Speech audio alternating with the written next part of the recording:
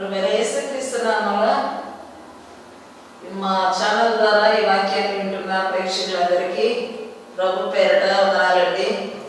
చిన్న ప్రార్థన చేసుకుని ఈ కార్యక్రమాన్ని ప్రారంభించుకుందాం. పాట పాడి దేవుని నామాన్ని మహిమపడతాం. దయగల తండ్రి, పరిశుద్ధుడా, ఈ పరిశుద్ధమైన ఘనమైన నామాన్ని బట్టి నీకే వందనాలు, స్తోత్రాలు నాయనా. ఈ ఉదయకాల సమయంలో నా తండ్రి, మా సంపదల యొక్క గృహంలో నీ మాటలు వినిపించడానికి మీరు ఇచ్చిన సదవకాశాన్ని బట్టి నీ స్తోత్రం. ఓ పాట పాడి మీ నామాన్ని మహిమపరిచి మా ప్రియులందరితో కూడా మీ లేఖన భాగాన్ని మేము ధ్యానం చేయనట్లుగా కృప చూపి మహిమ పొందమని ఈ దీవెనలో యేసునామములో అడిగి వేడుకొనుచున్నాము తండ్రి, ఆమేన్. ఇదిగో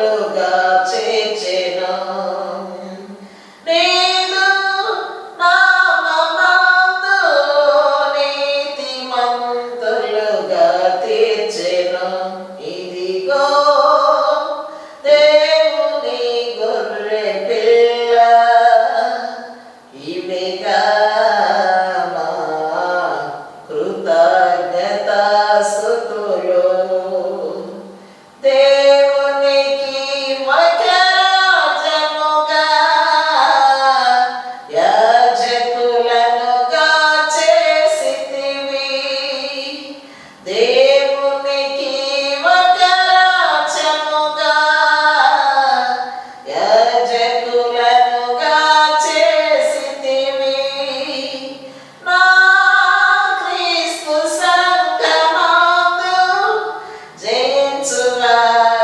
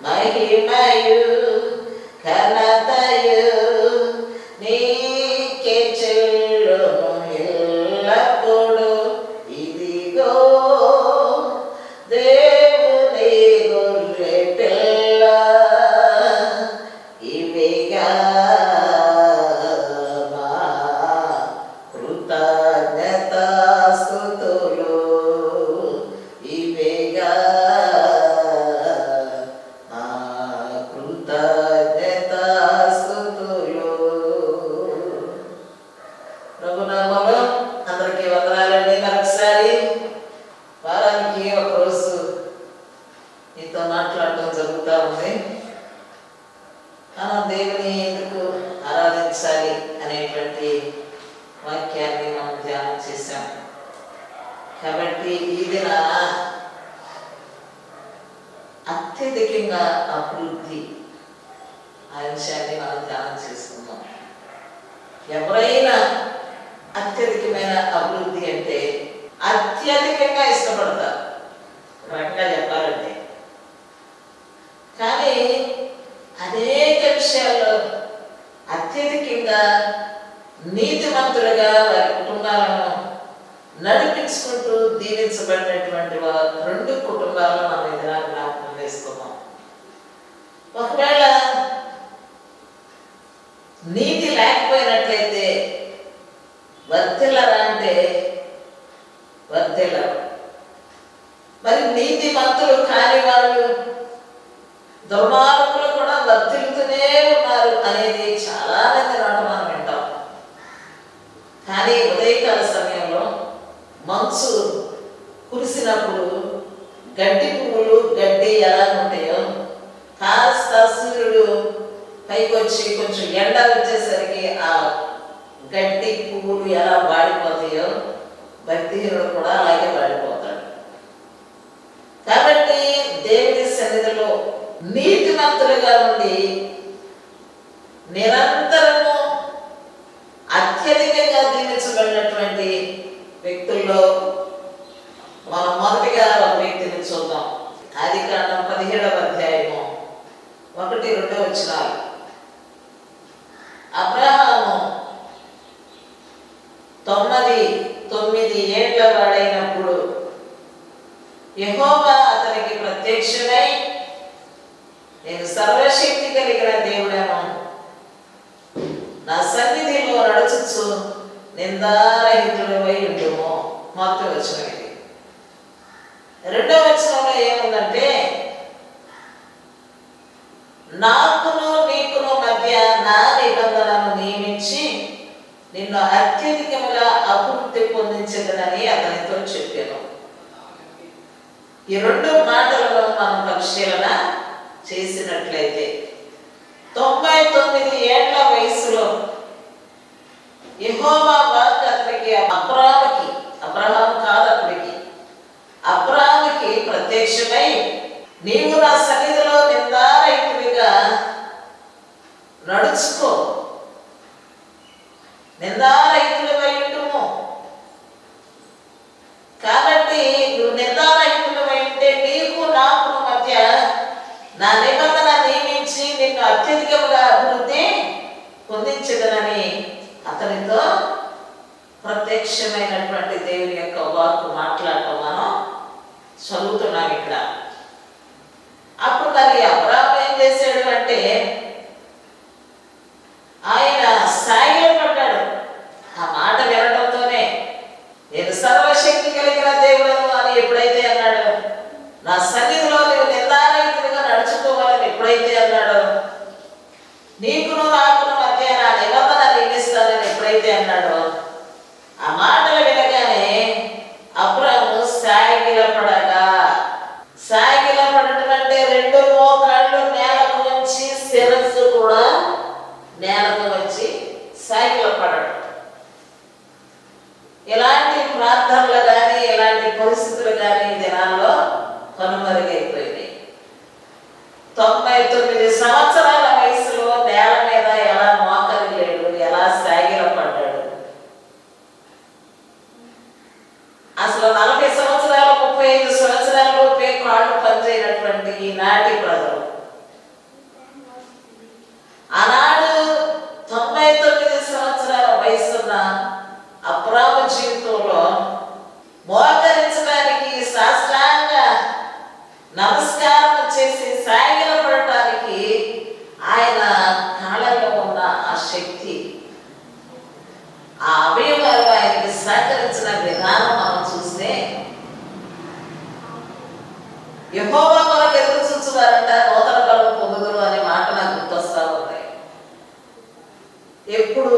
దేవుడి కొరకు ఎదురు చూస్తూ ఉంటే అప్పుడు మన బలం నూతన పరచబడతా ఉంటుంది.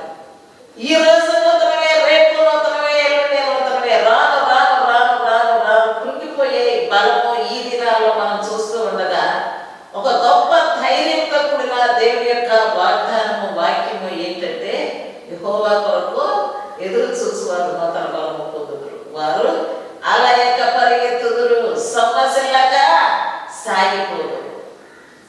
ఏ స్థితిలోనైనా, ఎలాంటి పరిస్థితుల్లో ఉన్న బలహీనుడికైనా ఈ మాట గుర్తురాగానే బలం వచ్చేస్తుంది. అనుకునే స్థితిని బట్టి ఉంటుంది. అవునా? నిజమా? నిజమేనా? అలా ఉందనుకోండి, నువ్వు బలం పొందుకోలేవు. నిజమే అని నమ్మితే నీకు వెంటనే బలాన్ని నువ్వు పొందుకుంటావు. అయితే అబ్రాహాముకిను మరి దేవునికి మధ్య నిబంధన ఎందుకు అనంటే, అబ్రహాము అనేక జనములకు తండ్రిగా ఆశీర్వదించబడటానికి అత్యధికముగా దేవుడు దీవించబోతూ ఉన్నటువంటి సమయంలో అన్నమాట. నిజంగా యోగు భక్తుడు అంటాడు, మధ్యలో ఈ నెత్తి జ్ఞాపకం వేస్తూ ఉన్నారంటే 22వ అధ్యాయము 23వ వచనాన్ని మనం జ్ఞాపకం చేసుకున్నాం. ఇంతకుముందు మనం అనుకున్నాం కదా, దుర్మార్గులు వర్ధిల్లుతూ ఉన్నారు, నీతిమంతులకి అనేక ఆపదలు వస్తున్నాయి అంటే, అది ఆపదలు వచ్చినా కూడా అత్యధికంగా దీవించబడటానికి అది మనకు ముందుగా ముంగుర్తు అన్నమాట. ఈ వచనంలో ఏమనబడిందంటే, సర్వశక్తిని వైపు నీవు తిరిగిన ఎడల, నీ గుడారంలో నుండి దుర్మార్గమును దూరముగా తొలగించిన ఎడల నీవు అభివృద్ధి పొందేదవు. మన గుడారాల్లో దుర్మార్గతను దేవుడు ఒప్పుకోవట్లేదు. మనము 2 గుడారాలు కలిగి ఉన్నాం. ఒకటి భౌతిక సంబంధమైన గుడారము, రెండవది ఇదిగో శిథిలమైపోతున్నటువంటి ఆత్మ సంబంధమైన గుడారము. ఈ గుడారంలో దుర్మార్గత ఉండకూడదు. దాన్ని ఏం చేయాలంటే, క్రమక్రమముగా దుర్మార్గత నుండి, ఆ పాపము నుండి బయటికి వచ్చేసి సర్వశక్తిని వైపు మనము తిరగాలి. సర్వశక్తి కలిగిన దేవుని వైపు నీవు తిరిగిన ఎడల, గుడారముల నుండి దుర్మార్గతను దూరముగా తొలగించిన ఎడల అభివృద్ధి పొందేదవు. అభివృద్ధి కావాలంటే అందరికీ ఇష్టమే, కానీ దేవుడు ఒక నియమాన్ని ఇచ్చాడు. నీ గుడారంలో దుర్మార్గత ఉంటే నువ్వు వర్ధెలని, అతిక్రమములు దాచిపెట్టు వాడు వర్ధెలడు, వాటిని విడిచిపెట్టి ఒప్పుకొని వాడు కనికరము పొందడు. ఎంత చక్కని మాట అండి. అతిక్రమాలు దేవునికి తెలుసు, మన స్థితి యావత్తు దేవునికి తెలుసు. దేవుని ఎదుట మనం దాగలేము. మన ప్రతి అతిక్రమాన్ని దేవుని ఎదుట ఒప్పుకోవాలి, తప్పుకోకూడదు. ఒప్పుకుంటూ రోజు చేస్తూ ఉండమని అర్థం కాదు, వాటిని విడిచిపెట్టేయాలి, వాటికి దూరముగా ఉండాలి అనేటువంటిది మనం జ్ఞాపకం చేసుకోవాలి. యోగు గ్రంథము 8వ అధ్యాయము 5వ వచనాన్ని చదువుకున్నాం. నీవు జాగ్రత్తగా దేవుని ఎరిగిన ఎడల, సర్వశక్తులకు దేవుని బతిమాలుకున్న ఎడల, 6వ వచనం కూడా, నీవు పవిత్రుడవై యథార్థవంతుడవైన ఎడల నిశ్చయముగా ఆయన నీ మీద శ్రద్ధ నిలిపి. ఎవరంటే శ్రద్ధ నిలిపేది? మన తండ్రి అయిన దేవుడు మన మీద శ్రద్ధ నిలుపుతాడంట. ఎప్పుడు? జాగ్రత్తగా నేను దేవుని వెలిగితే నా మీద ఆయన శ్రద్ధ నిలుపుతాడు. మనందరము కూడా దేవుణ్ణి జాగ్రత్తగా వెతికితే ఆయన మన మీద శ్రద్ధ నిలుపుతాడు. జాగ్రత్తగా వెతకాలి, సర్వశక్తులకు దేవుణ్ణి బ్రతిమలాడాలి, నీవు పవిత్రులుగా యథార్థవంతులుగా ఉండాలి.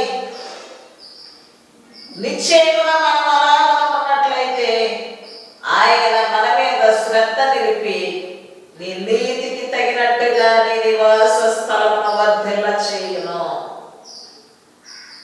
దేనికి తగినట్టుగా అండి?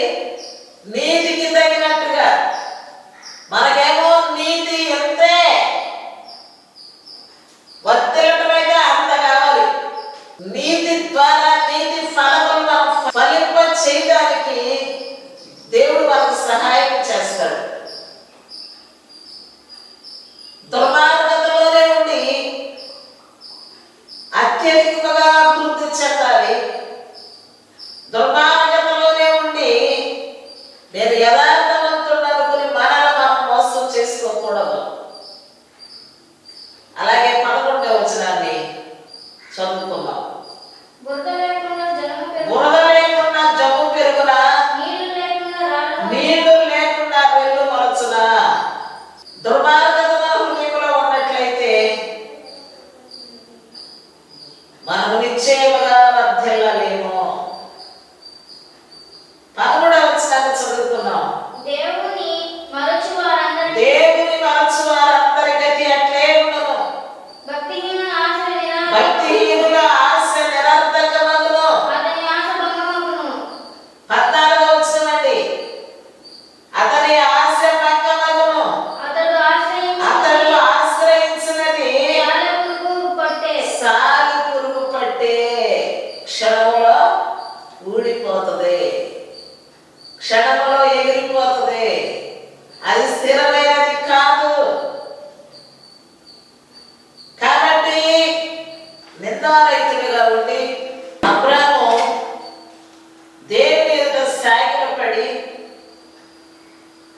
నీవు అనేక జనములకు తండ్రి వగుదువు, మరియు నీ పేరిక మీదట అబ్రాము అనబడదు, ఇక నీవు అబ్రహాము.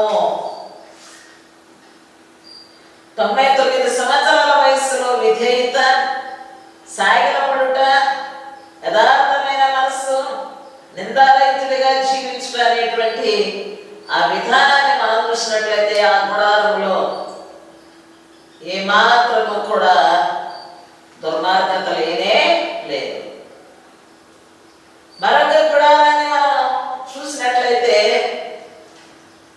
యోగుని జ్ఞాపకం చేసుకున్నాం. ఆయన కూడా ఏ నోటి మాటలో కూడా దేవునికి వ్యతిరేకమైన పదాలు వాడాల. కానీ సర్వశక్తిని వైపు తిరిగి మన గుడారంలో నుండి దుర్మార్గతను తొలగించుకున్నట్లయితే నీవు అత్యధికముగా అభివృద్ధి పొందుతావు. తర్వాత మరొక వాక్య భాగాన్ని మనం జ్ఞాపకం చేసుకున్నాం. నిర్గమకాండము 23వ అధ్యాయము 30వ వచనం.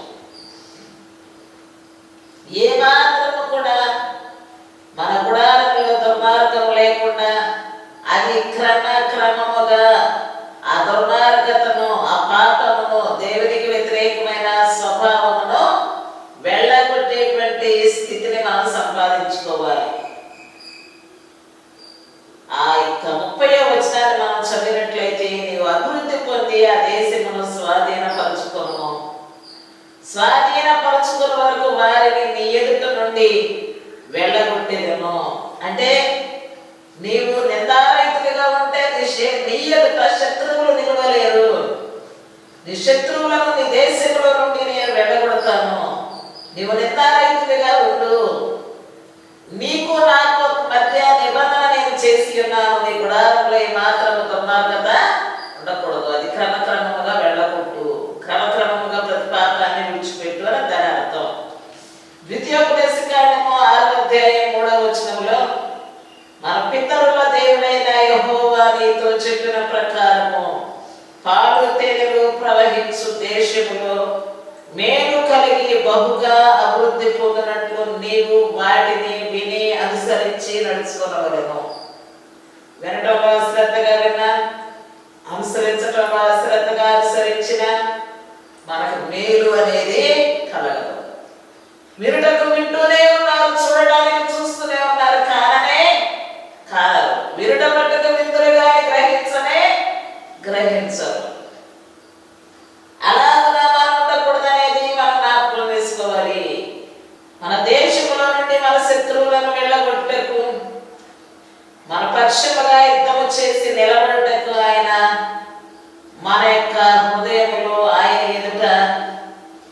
నిందారహితముగా ఉండాలని ఆయన కోరుకుంటూ ఉన్నాడు.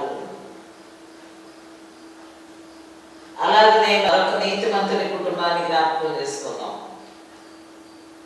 నోవహు విషయంలో దేవుడు అంటాడు, ఈ తరం వారిలో నీవే నిందారహితుడుగా నాకు కనపడుతున్నావు, నీతిమంతుడు నీవే. నోవహు నీతిమంతుల కుటుంబముగా నీవు కనపడుతూ ఉన్నావు అని 9వ అధ్యాయం 1వ వచనంలో చక్కని మాటలో రాయబడి, మరియు దేవుడు నోవహును అతని కుటుంబములను ఆశీర్వదించి, మీరు ఫలించి అభివృద్ధి పొంది భూమిని నింపుడి, మీ పైరును మీ బెదురును అడవి జంతువులన్నిటికీ ఆకాశ పక్షులన్నిటికీ నేల మీద ప్రాకు ప్రతి పురుగును సముద్రపు చేపలన్నిటికీ కలుగును. మీరు ధైర్యంగా ఉంటారు, మీరు బెదరకూడదు, నా ధైర్యము నీవే అని దేవుని వైపు చూసి మనం ధైర్యం తెచ్చుకోవాలి. నోవహు కుటుంబంలో నోవహు స్వార్థ ప్రకటించే విషయంలో, నోవహు వాడను తయారు చేసే విషయంలో ఎప్పుడైనా అధైర్యపడ్డా, ఏ పని విషయంలోనైనా భయపడ్డా అని మనం ఆలోచన చేసినట్లయితే దేవుని మాట ప్రకారం తూచా తప్పకుండా పని చేయడానికి ఇష్టపడ్డాడు. దేవుని మాట ప్రకారం దేవుని యొక్క చెప్పిన ఆ సెలవు చొప్పున ప్రతి పనిని చేసి తన కుటుంబాన్ని రక్షించుకున్నాడు. ఈ ఉదయకాల సమయంలో నీ బెదురు నీకు ఉండకూడదు, అడవి జంతువుల మీదకి నేను పంపుతాను, ఆకాశ పక్షుల మీదకి పంపుతాను, నేలపాకు ప్రతి పురుగుల మీదకి, సముద్రపు చేపలన్నిటికీ నేను ఆ బెదురును పుట్టిస్తాను, వాటన్నిటినీ నేను మీకు అప్పగిస్తాను. చూడండి, ఇప్పుడు నేను చదివిన ఈ లిస్టులో ఉన్న ప్రతి జీవి కూడా మనం అలా కనపడగానే బెదిరిపోతుంది. భయం సృష్టిలో మానవుడికి ఒక శ్రేష్టమైనటువంటి భాగముగా, ఒక శ్రేష్టమైన పనిగా, ఒక శ్రేష్ట ఫలముగా దేవుడు ఏర్పాటు చేసుకున్నాడు మానవుడిని. ధైర్యవంతుడిగా చేసాడు, యథార్థవంతుడిగా చేసాడు, నీతిమంతుడిగా చేసాడు. తనకు తాను చెడిపోయి తనకు తాను సొంత నిర్ణయాలతో దేవుని మాటను ధిక్కరించి దుర్మార్గుడిగా మారిపోయిన సమయంలో వారు వివిధమైన తంత్రములు కల్పించుకొని బొత్తిగా దేవుని మర్చిపోయినటువంటి పరిస్థితుల మధ్య మరలా అనేకమైన హెచ్చరికలు దేవుడు తెలియజేస్తా ఉన్నాడు. చాలాసార్లు మనం అంటాం, మేము ఎక్కడ తొలగిపోయాం, మేమెక్కడ దుర్మార్గతలో ఉన్నాం, మేము ప్రజాగారం మందిరానికి పోతున్నాం, భక్తిలోనే ఉంటున్నాం, మేము ప్రభుత్వమే నడుస్తున్నాం అంటున్నారు. కానీ ఆ ప్రభుకి ఎలాంటి ఆలోచనలతో ఉన్న వాళ్ళకి ఏ విధమైనటువంటి సంబంధం కనపడట్లా. నేను ఎందుకు చెప్తున్నానంటే, మనం చెప్పే నోటి మాట ఒకటి, చేసేటువంటి క్రియలు మరొకటిగా ఉంటాయి.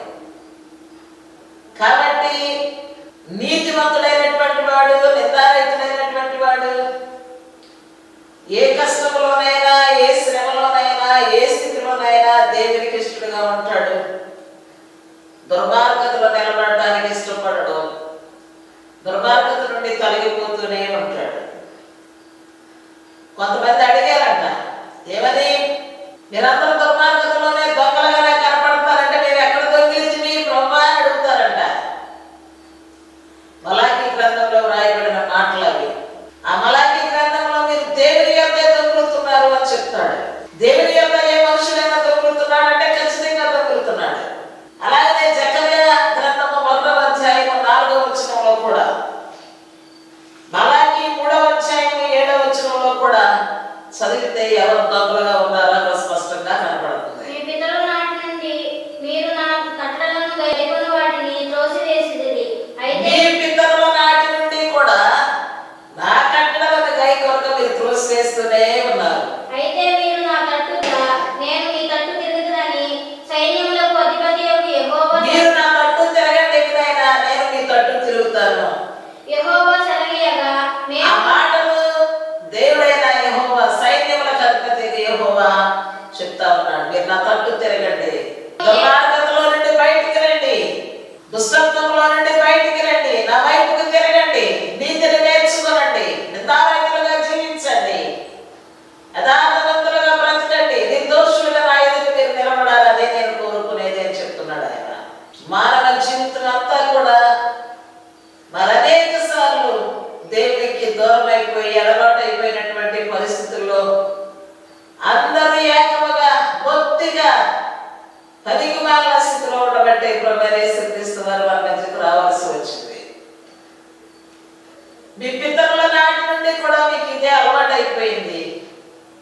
మీ పితరుల నాటి నుండి కూడా మీకు వాడుక అయిపోయింది అబద్ధం ఆడటం అనేది.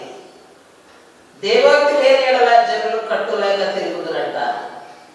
దేవుని మాట మన జీవితాల్లో ఉండాలి. దేవుని మాటకు మనం విలువనివ్వాలి.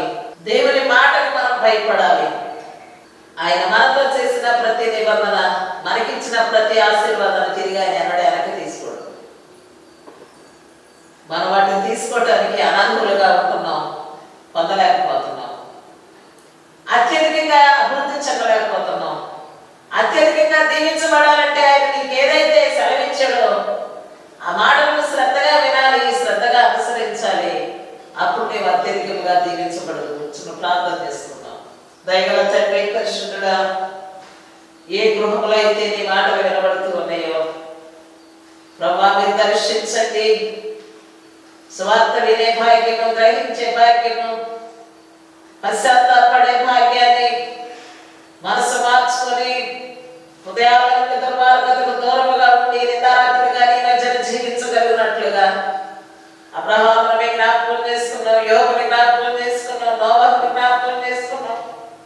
అలాగే మా కుటుంబాల అనేక ఇరుకులు, కష్టాలు, ఇబ్బందుల మధ్య ఉన్నప్పటికీ కూడా నువ్వు మా చేయి విడువని దేవుడు మరి మేము నమ్ముతూ ఉన్నాం. ఏ స్థితిలోనైనా మాకు చాలిన దేవుడు, ఏ వయస్సు వారి గృహాల్లో ఉన్నా వారి వారి అవసరాలు తీర్చి మేలు చేయమని ఈ దీవెనలు ఇస్తున్నాము, అడిగి వేడుకొంచున్నాము తండ్రి. ఆమేన్. అందరికీ వందనాలండి. ప్రతిదినం షార్ట్ మెసేజ్ ద్వారా మీతో మాట్లాడుతూ ఉన్నాను. శ్రద్ధగా మా యొక్క ఛానల్ వీక్షించండి, ఆశీర్వదించబడండి.